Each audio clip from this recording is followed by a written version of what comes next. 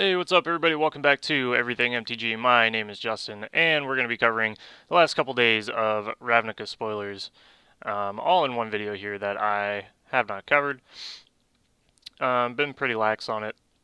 I'm also sick, so you guys will have to deal with some sniffles, some snuffles, and maybe a little coughing here and there. So just heads up, we're going to go ahead and jump right into it. Keep in mind, some of these are still in a foreign language, I do believe, unless they have put the English versions up.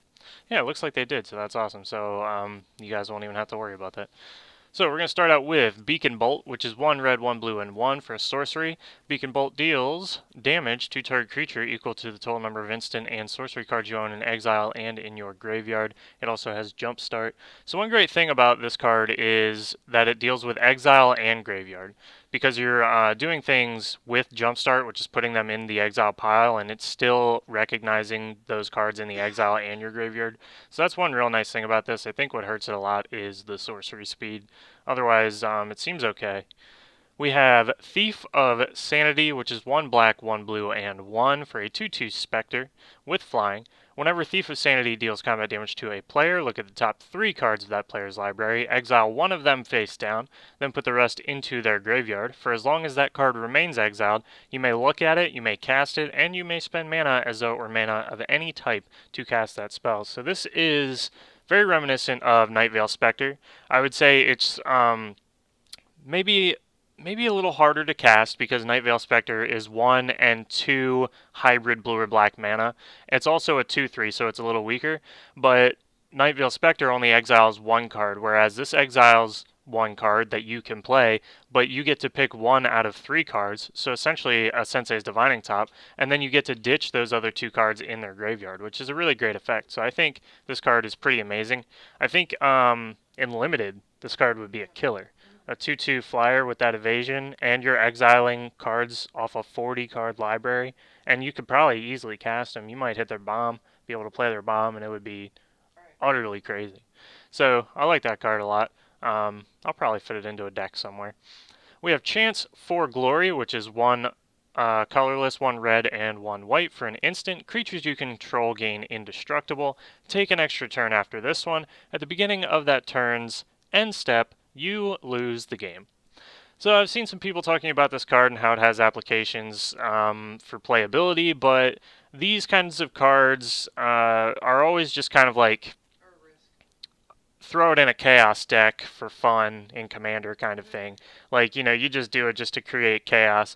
You don't actually use this card with the intention to win.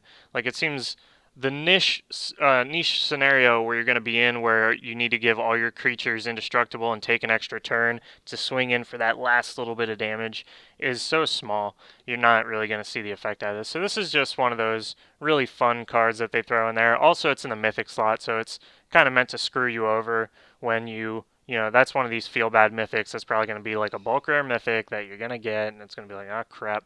They always do that though. They always throw in like one terrible mythic. I don't like cards like that because you can never count on what your opponent may have instant speed removal, and then you bring Right. down a creature and you're screwed. Yeah. Yeah, you can never count on cards like that. We have a reprint of We Dragonauts, which is 1 blue, 1 red, and 1 for a 1/3 fairy wizard with flying. Whenever you cast an instant or sorcery spell, We Dragonauts gets +2/+0 until end of turn. This is a pretty great card in a blue-red burn deck or a counterspell deck. It gets pumped up pretty much every turn, gets you a little bit of extra damage in there. It's got the evasion with the flying. I'd definitely play this in limited. It would be so hard to kill with the 3 defense. So, great card. We have Justice Strike, which is 1 red and 1 white for an instant. Target creature deals damage to itself equal to its power. This is a very green card in red and white. It is good. It's on instant speed. Most creatures have power greater than their toughness, I would say, except in the case of like We Dragonauts, which ends up getting pumped up. So this is a really good card for removal. We have World Soul Colossus, which is X, 1 green and 1 white for a 0/0 elemental with Convoke. World Soul Colossus enters the battlefield with X +1/+1 counters on it. So this seems not so great, but considering you can Convoke the cost for X, you can pump this up pretty quickly if you're playing a tokens deck. I think this might be something I would play in limited. Would you, Amanda? Would you play this in limited? Uh, it depends on what kind of build I'm looking at, Right. honestly. I Because mean, on turn 3, you could play this as a 1/1, but if you played a 1 drop, you could play it as a 2/2. it's better as late game. Yeah, it's a better late game card. It seems okay. We have a, I'm just going to call it a split card. I think that's what they're called. Discovery and Dispersal. Discovery is 1 and 1 blue-black hybrid mana for a sorcery. Surveil 2, then draw a card. Pretty good effect for 2. It's unfortunate that's a sorcery speed, and I think that hurts it a lot. And then we have Dispersal, which is 3, 1 blue and 1 black for an instant. Each opponent returns a non-land permanent they control with the highest converted mana cost among permanents they control to its owner's hand, then discards a card. That's weird. I know, that sounds really complicated. So what they do is they take, it's kind of like Crackling Doom. They take the highest CMC, is it creature? Non-land permanent. They take the highest CMC non-land permanent, bounce it back to their hand, and then they have to discard a card. And the hope is that, I guess they'll have to discard that card if they have no cards in hand, or, you know, it seems like a bad effect for 5. It is nice that it's at instant speed, though. So it has applications, but excuse me. But I couldn't see myself playing it. Our next card is Hatchery Spider, which is 5 and double green for a 5/7 spider with Reach and Undergrowth. When you cast this spell, reveal the top X cards of your library, where X is the number of creature cards in your graveyard. You may put a green permanent card with converted mana cost X or less from among them onto the battlefield. Put the rest on the bottom of your library in a random order. So, a 5/7 with Reach for 7 is not great, but that Undergrowth ability can be really amazing if you're playing around the Undergrowth mechanic. Being able to play, it's not just a creature, it's any green permanent with converted mana cost X or less equal to the number of creatures in your graveyard. You could get Avenger of Zendikar, or pretty much anything with this. So it could be, yeah, pretty utterly crazy. But you'd have to play around it for sure. Our next card is Wand of Vertebrae, which is a 1 colorless artifact. You can tap it to put the top card of your library into your graveyard, or you can pay 2, tap it, and exile it to shuffle up to 5 target cards from your graveyard into your library. This has very minimal applications, in my opinion, but one deck that this would go great in is the Muldrotha Commander, a Muldrotha Commander deck. She's the what is she, an elemental or tree folk from 2019 that lets you, every turn, she lets you play one of each kind of permanent out of your graveyard. So what you do is you can just dump a bunch of stuff into your graveyard with this every turn, and then you can start casting more stuff, getting it on the field. It essentially gives you a secondary hand in your graveyard on top of the hand that you have in your hand. And then the nice thing about it is you can pay 2, tap it, and exile it to shuffle 5 of those cards into your library. So if somebody wanted to exile your graveyard and they're trying to screw you over, you can take the 5 best cards that you have in there and shuffle them back in. So that's a really nice effect, but this is a very niche card that would, I think, only fit in a deck like Muldrotha or maybe like a Grenzo Prison Warden deck. I don't know though, because this is that you want to be putting things on the bottom of your deck for that. So I think that's very very niche card, but it's great for that deck. We have Unmoored Ego, which is 1 colorless, 1 blue, and 1 black for a sorcery. Choose a card name, search target opponent's graveyard, hand, and library for up to 4 cards with that name and exile them.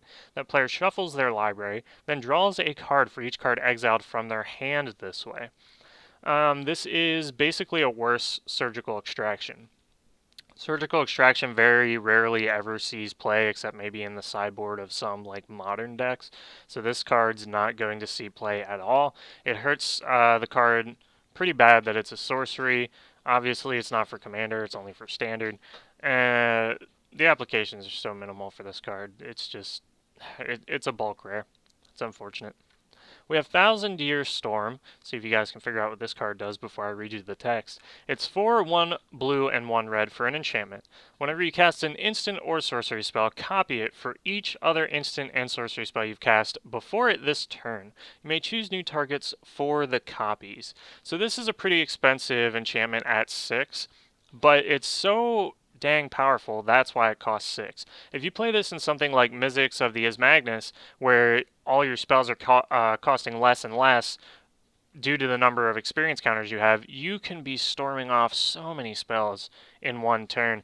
I mean, you could probably go infinite with this somehow pretty easily, and getting 6 mana in Commander is not difficult. The one problem you're going to have if you do play this card in Commander is you slap this card down, you're an instant target. Everybody's either going to try and destroy it, or they're going to try and destroy you if they can't destroy it. So you better make sure your board's ready for some serious hate when you play this card, because it is going to garner that hate. Our next card is Divine Visitation, 3 and double white for an enchantment.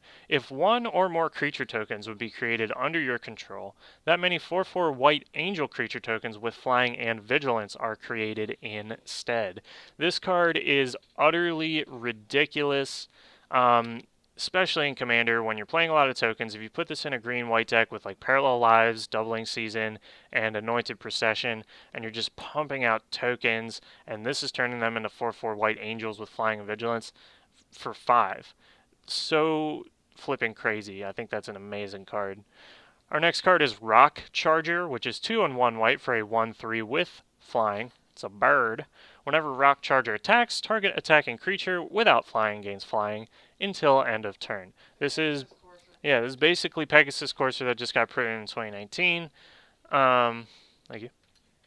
I mean, I think it costs the same. It's got the same power and toughness and the exact same ability. I don't think there's literally anything different about this, so it's just a functional reprint of that card. It's amazing in limited. If you pull it in limited, I'd highly recommend playing it. It's an uncommon, so there's a decent chance you'll pull one. We have Hazda Marshal, which is 1 white for a 1/1 human soldier.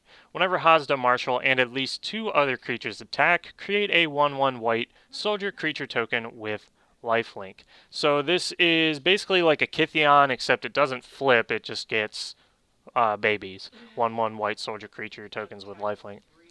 Yeah, attacking with 3 is kind of crappy, but this obviously fits into a white weenie deck where you want to be swinging with a bunch of tokens or, low drop creatures. So I'd probably play it in limited as well. So he has his applications in certain white weenie decks. Our next card is Gird for Battle, which is 1 white for sorcery. Put a 1/1 counter on each of up to 2 target creatures. This card's not great. It's not really going to see much play in anything, if maybe limited, and probably not even there, because it's a sorcery, and it only gives you 2 1/1 counters, and it requires you to have 2 creatures. I mean, for only 1 white, that's okay, but that's not going to see play pretty much anywhere. We have Devious Cover-Up, which is 2 and double blue for an instant counter target spell. If that spell is countered this way, exile it instead of putting it into its owner's graveyard. You may shuffle up to 4 target cards from your graveyard into your library. So this is like an interesting mechanic where you get to shuffle X amount of target cards from your graveyard into your library. There's a couple cards that do this. It's like an unwritten mechanic. It doesn't seem that bad. For 4, for a counter spell, that's only 1 more than your typical cancel. On top of that, you get 4 cards back from your graveyard, and it exiles the card that you're counterspelling. So it's got some pretty decent effects. I might play this in something like Baral instead of another 4-drop, counter spell. So it seems pretty good. One of the cards that I'm most excited about in this set that they spoiled, I won't say recently, it says September 17th here, so 2 days ago, is Etrata the Silencer. She's 2 colorless, 1 blue, and 1 black for a 3/5 legendary vampire assassin, so she can be your commander. Etrata the Silencer can't be blocked. Whenever she deals combat damage to a player, exile target creature that player controls and put a hit counter on that card. That player loses the game if they own 3 or more exiled cards with hit counters on them. Etrata's owner shuffles Etrata into their library. So, what a lot of people are saying is this is a 4-drop removal spell. But it also deals 3 damage. It's pretty hard to remove unless you're using a kill spell because it's got 5 defense. I mean, just on its own, a 3/5 that can't be blocked for 4 isn't bad. And it seems pretty terrible that it shuffles back into your library until you think about the fact that you can do the replacement effect in Commander and put it back into your command zone. Now, people are like, oh, well, if you want to kill one player, you have to play 4, 6, and then 8 to be able to knock him out. Well, it's been established that you can put the shuffle back in trigger on the stack after exiling their card, and you can actually flicker or bounce her in response to her trigger going off, and then get her back into your hand, or flicker her. She'll come back for free, or you can play her for 4. You don't have to worry about the commander tax, and then literally hit somebody again next turn. This can be an utterly crazy card. I'm super excited about it. I'm probably going to build a deck around it. And her art looks super amazing, in my opinion. Let me know what you guys think about this card down below. If you hate it, if you love it. I love this card. We have Crawl Forgers, which is 4 and 1 green for a 4/4 insect scout with undergrowth. When Crawl Forgers enters the battlefield, you gain 1 life for each creature card in your graveyard. Not great. It's a 4/4 for 5, and you gain 1 life for each creature card in your graveyard. That's a pretty minimal effect. We have Undercity Uprising, which is 2 colorless, 1 black, and 1 green for a sorcery. Creatures you control gain Death Touch until end of turn. Then target creature you don't control. Oh, sorry. Then target creature you control fights target creature you don't control. Um, it seems like an okay effect. For 4 and at sorcery speed, it can't be a combat trick, and it's a little expensive, which is unfortunate. But it's nice to give that one, like, chumpy token you have, Death Touch, and then make it fight like an Emrakul, in Commander or something like that. So it's got an interesting ability. If you're going wide, you can give everything Death Touch. If you're playing like White Weenie in Commander, going wide, and then you give everything Green Death black, Touch. so Yeah, it's green black, so you'd have to play, a 3 color deck, which you probably wouldn't be doing. But green black is elves, right? Yeah, because they printed a bunch of black elves, so you could play it there with a bunch of tokens. Interesting card. I don't think I'd ever play it personally. Our next card is Crawl Harpooner, which is 1 green and 1 for a 3/2 insect warrior with reach and undergrowth. When Crawl Harpooner enters the battlefield, choose up to 1 target creature with flying you don't control. Crawl Harpooner gets +X/+0 until end of turn, where X is the number of creature cards in your graveyard. Then you may have Crawl Harpooner fight that creature. A 3/2 for 2 with reach is not bad. This is definitely playable in limited and other places. The fact that it comes in with undergrowth, and if you have cards in your graveyard on turn 2, probably not, but even later game, it's even better. You get the +1/+Os, and then you can have it fight target creature. You don't have to. It's a May ability. removal. Yeah, it's an interesting removal spell in green. I love it. We have Charnel Troll, which is 1 green, 1 black, and 1 colorless for a 4/4 troll. Yeah, nobody saw that coming. Trample. At the beginning of your upkeep, exile a creature card from your graveyard. If you do, put a 1/1 counter on Charnel Troll. Otherwise, sacrifice it. You can also pay 1 black and 1 green to discard a creature card and put a 1/1 counter on it. Interesting effect of where you can keep dumping cards into your graveyard by giving him 1/1 counters, and then giving him more 1/1 counters at the beginning of your upkeep and stopping from sacrificing him. So essentially what this is going to do is be a 4/4 on turn 3 and a 5/5 on turn 4. And you could make it a 6/6. I mean, that's pretty darn good. I don't Um, know about a limited application though. yeah, limited application, no, because you just don't have the card draw to support this. And this isn't green-black, so you don't really have the card draw to support it there either. Well, maybe in black. But it's an interesting card for sure. We have Citywide Bust, which is 2 white and 1 for a sorcery. Destroy all creatures with toughness 4 or greater. So this goes with the other card that I was wondering, why do they have a card that destroys all creatures with toughness 3 or less or power 3 or less? And I was like, that seems like a weird board wipe, because they're also printing the other half of it on this card. We have Risk Factor, which is 2 colorless and 1 red for an instant. Target opponent may have Risk Factor deal 4 damage to them. If that player doesn't, you draw 3 cards. This card also has Jumpstart. I love this card, but the applications for it are very limited. It is a functional reprint of Browbeat, except it's an instant where Browbeat is not. It would have your opponent take 4 damage, where Browbeat would have them take 5. Of course, Browbeat does not have Jumpstart, but the nice thing about this is target opponent. So you can pick on somebody that might not be able to take this damage in Commander. Whereas Browbeat says anybody can take 5 damage and stop you from drawing those cards. Whereas this one, it's like, okay, Amanda, you only have 6 life. You want to take 4, Yeah. or do I get to draw cards? Whereas Don has like 20, and of Yeah. course he's just going to take 4. So that's one nice effect about it, and the fact that it has Jumpstart is pretty great as well. But the applications are so minimal because most people are willing to take that damage to not let you do Take card this. advantage. In limited though, this could be a sleeper hit. I mean, in limited, can you afford to take 4 damage off this? But can you Mm, afford to let your opponent cast it? But your opponent can do it twice with Jumpstart. mhm. So you can either hit them for 8, or you can draw 6, or you can hit them for 4 and draw 3. I think this could be a really good limited card. It is a rare though, so the chances of pulling this are pretty limited. Ha ha ha. We have Light of the Legion, which is 4 and double white for a 5/5 angel with flying and mentor. When Light of the Legion dies, put a 1/1 counter on each white creature you control. Bomb. So for a 6-drop 5/5 flying and mentor, that's already okay.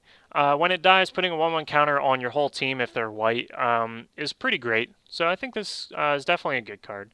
We have Rhizome Lurcher, which is 1 green, 1 black, and 2 for a 2/2 fungus zombie with undergrowth. When Rhizome Lurcher enters the battlefield, it enters with a number of 1/1 counters on it equal to the number of creature cards in your graveyard. Very basic undergrowth effect. Doesn't seem that great. It starts out as a 2/2 for 4.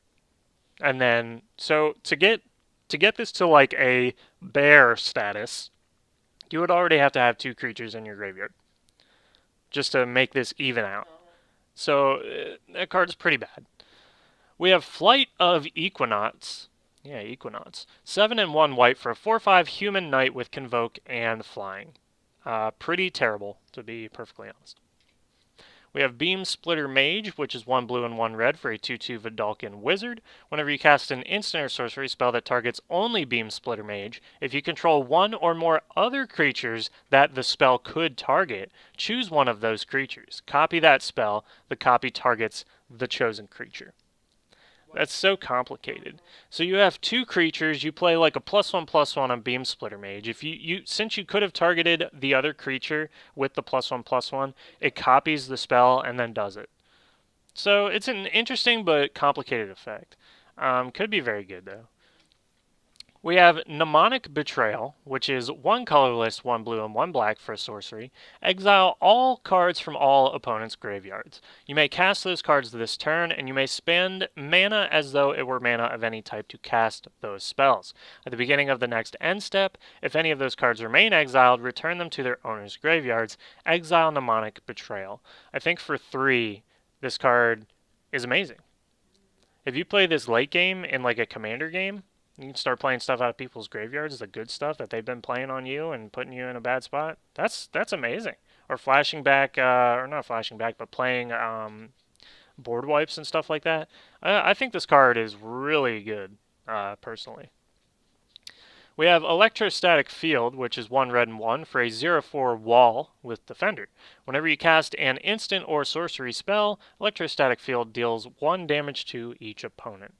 It's Gutter Snipe, Gutter snipe. except a little weaker Mm-hmm. on the damage side, but a little stronger on the toughness side. So that's nice. And it's a wall. Yeah, and it's a wall. We have Tajik Legion's Edge. This card is utterly ridiculous. 1 red and 1 white for a 3/2 legendary human soldier. He can be your commander. Haste Mentor. Prevent all non-combat damage that would be dealt to other creatures you control. Pay 1 red and 1 white. Tajik Legion's Edge gains first strike until end of turn. That clause that your other creatures don't take non-combat damage is like so stupidly ridiculous. The fact that he's a 3/2 for 3 with haste and mentor and you can give him first strike is utterly ridiculous. Yeah, this card that would be a bomb unlimited for sure. Oh, I mean, he'd be almost unkillable with the first strike effect. So he's a great card.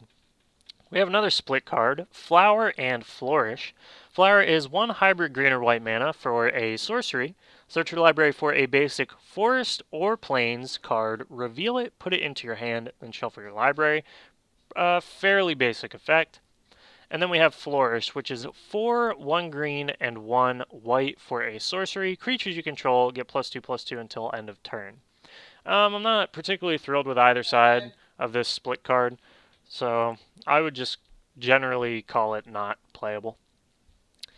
This next card is interesting. Experimental Frenzy.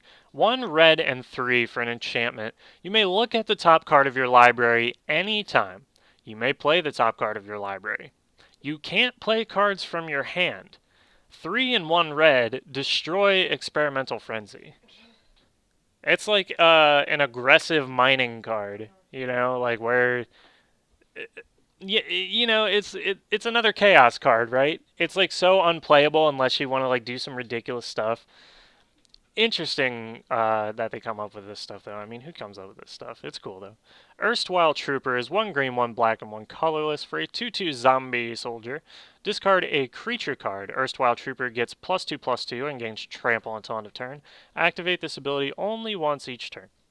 I don't like it. Unless you're playing Reanimator. Then it's probably really good. Might of the Masses, 1 green, instant. Target creature gets 1/1 until end of turn for each creature you control. I think that's a reprint. Yeah. I'm like fairly sure that's a reprint. It's an okay card.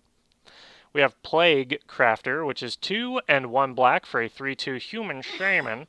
When Plague Crafter enters the battlefield, each player sacrifices a creature or planeswalker. Each player who can't discards a card. Mm. That's pretty good. Obviously, you're going to sacrifice this guy. It says each player, so you have to do it too. Yeah. Obviously, you're sacrificing this guy, unless you have a token. So, interesting effect. We have Goblin Locksmith, which is 1 red and 1 for a 2/1 Goblin Rouge. Whenever Goblin Locksmith attacks, creatures with Defender can't block this turn. Oh my. This card is terrible. Like, utterly terrible. So let's just skip right over that. Gatekeeper Gargoyle is a 6 colorless 3/3 artifact creature gargoyle with flying. Gatekeeper Gargoyle enters the battlefield with a 1/1 counter on it for each gate you control. Not great. Pretty terrible. You'd have to control at least 3 gates to bring this to the bear level. You know, the basic, like, the power toughness meets its mana cost. That's terrible. It's flyer though. It is a flyer, yeah. I mean, but it's 6. It costs 6 for a 3/3. That's, like, pretty bad. Drowned Secrets is 1 blue and 1 colorless for an enchantment. Enchantment? You guys know what I'm talking about. Whenever you cast a blue spell, target player puts the top 2 cards of their library into their graveyard. This is my jam. I love mill. And this is the thing. Whenever you cast a blue spell, you can like storm off or something and play this. So good. Yeah. I could put that in Brawl as an alternate win condition. It'd be so funny. My Brawl commander deck. We have is there a whole cycle of these? Interesting. Dawn of Hope, 1 and 1 white for an enchantment. Whenever you gain life, you may pay 2. If you do, draw a card. 3 and 1 white, create a 1/1 white soldier creature token with lifelink. This is really great for Commander, especially for Amanda who plays a Campbell Council's Advisor or whatever deck. Council allocation. Yeah, Council of Allocation, who literally drains everybody, gains her life, and then she's like, oh, okay, I'm just going to keep paying 2 and drawing a bunch of cards. Ho, ho, ho. Like, that's so good. You make a bunch of creatures. I would put this, yeah, and you can make a bunch of creatures to, block with. I would play this so quickly, and yeah, with Soul Sisters. I would play this so quickly, and Campbell, it's not even funny. This card's pretty good. We have Pelt Collector, which is a 1/1 elf warrior for 1 green. His art is pretty dang cool. Whenever another creature you control enters the battlefield or dies, if that creature's power is greater than Pelt Collector's, put a 1/1 counter on him. As long as Pelt Collector has 3 or more 1/1 counters on him, he has trample. I think that's pretty dang amazing. So you're killing your opponent's creatures, you're killing your creatures, he's getting 1/1 counters, he's getting trample. I mean, this thing is so crazy. It's kind of like an ally effect almost, like Grey Pelt Hunter, which had the ally effect, like whenever another ally comes in, you get a 1/1 counter on it. I think this card's amazing.